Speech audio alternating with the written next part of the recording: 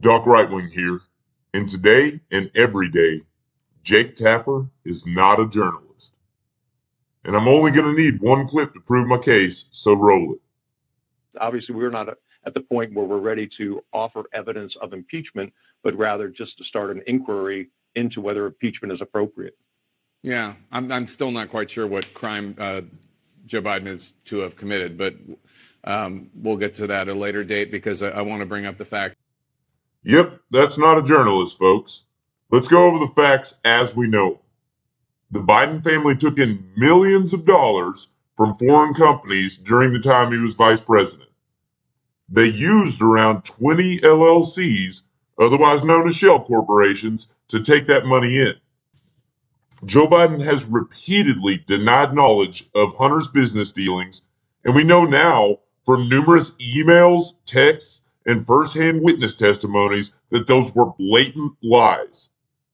Joe Biden has used a burner phone and multiple email addresses under fake names to discuss these business dealings with Hunter and his associates, which again, he has provably lied about again and again.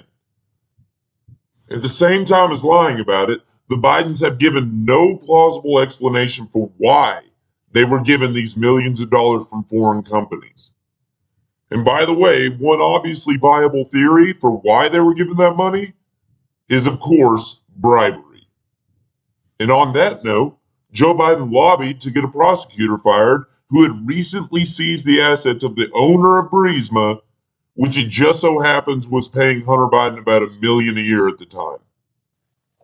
And an FD 1023 document from the FBI alleges that the Bidens were paid to stop that very prosecutor's investigation into Burisma. And if that wasn't enough, there's also the WhatsApp message from Hunter to a Chinese executive that demands the payment of $5 million at the threat of Joe Biden's political connections. So yeah, it's pretty clear that the Bidens had a family business that looks a lot like pay-to-play and straight-up bribery. And Jake Tapper, if you had a journalist anywhere inside of you struggling to escape, you'd have to admit that this all looks a bit fishy and should probably be investigated. And that's all for now, folks.